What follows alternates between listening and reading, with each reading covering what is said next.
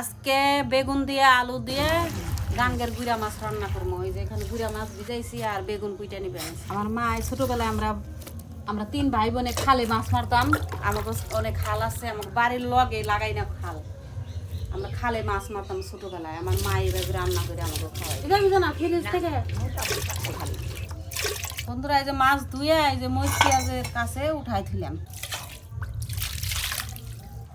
আলু বেগুন দিয়ে দিলাম বন্ধুরা, কাঁচামরিচ পেঁয়াজ দিয়ে দিলাম, আর এই যে আদা রসুন বাটা দিয়ে দিলাম, মরিচের গুঁড়া দিয়ে দিলাম, হলুদের গুঁড়া দিয়ে দিলাম, পরিমাণ মতো লবণ দিয়ে দিলাম, তেল দিয়ে দিলাম। ভালো করে মাখাইবেন, একবার হাতের সাহায্যে সুন্দর করে মাখাইবেন।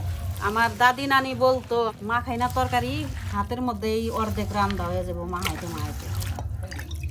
হাত ধোয়া পানি দিবেন, বেশি পানি দেওয়ার দরকার নাই। মাগো বাড়িতে কি মাছ রান্ধে?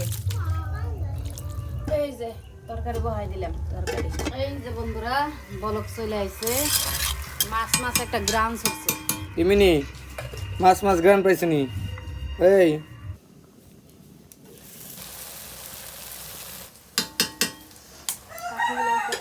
বুবু আর একটা কু বুবু কি ধরলো নাকি কেউ?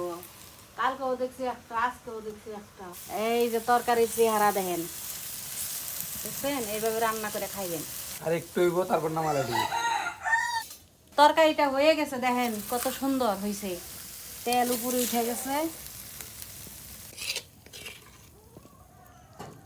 কে কে খাবেন চলে আসেন ঢাকা নবাবগঞ্জ বালুখণ্ড।